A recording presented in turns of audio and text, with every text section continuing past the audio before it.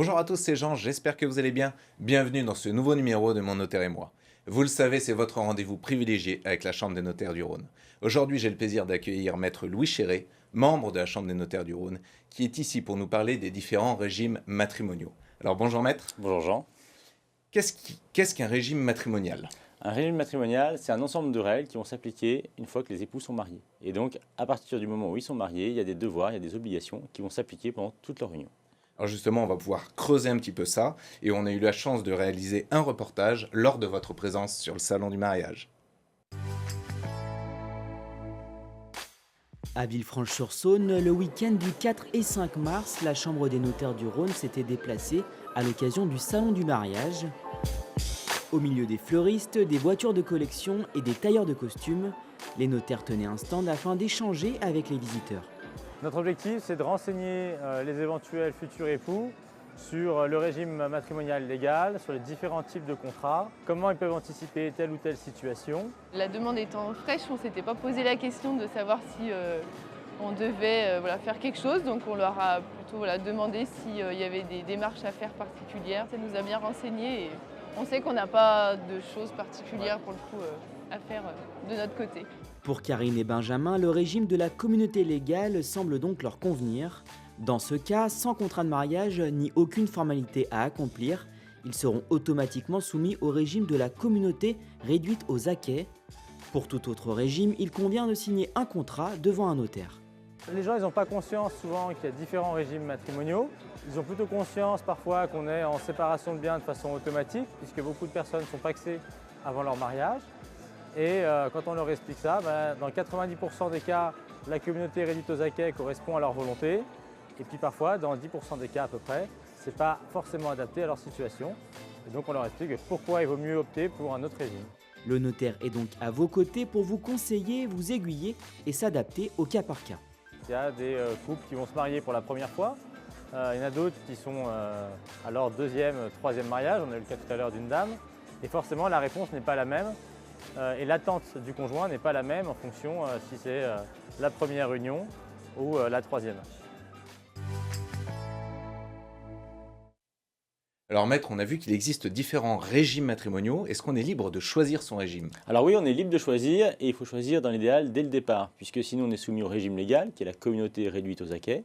Et on peut choisir dès le départ un autre type de contrat. Donc forcément, ça passe par la contractualisation des engagements des époux. Et on a donc la séparation de biens, la communauté universelle, et puis d'autres régimes qui sont un peu hybrides. Alors comment est-ce qu'il faut choisir? Quels sont les critères entre guillemets? Mais les critères, ça va dépendre de chacun. Ça va dépendre de sa conception déjà de l'union, de la volonté qu'on a. Est-ce qu'on veut tout mettre en commun? Est-ce qu'on veut garder chacun son patrimoine séparé?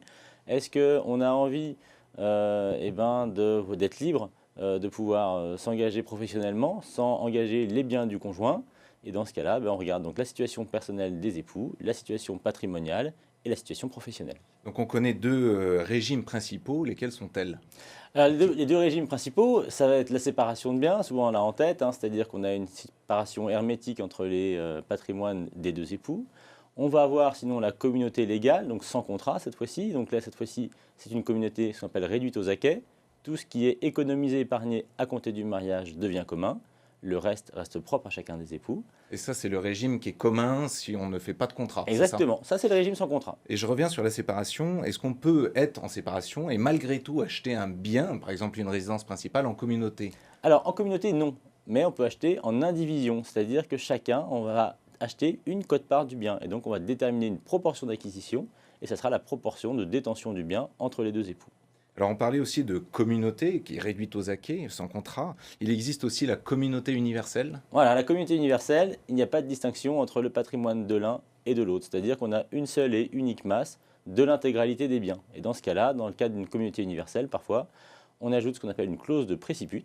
Et ça permet à l'époux survivant de récupérer l'intégralité du patrimoine commun des époux. Alors est-ce qu'on peut adapter ces régimes à ses besoins spécifiques? Oui, j'en viens d'en parler, il y a la clause de préciput par exemple, et puis sinon on peut prévoir des sociétés d'acquêts dans le cadre d'une séparation de biens, on peut prévoir d'autres types de clauses pour aménager les volontés des époux.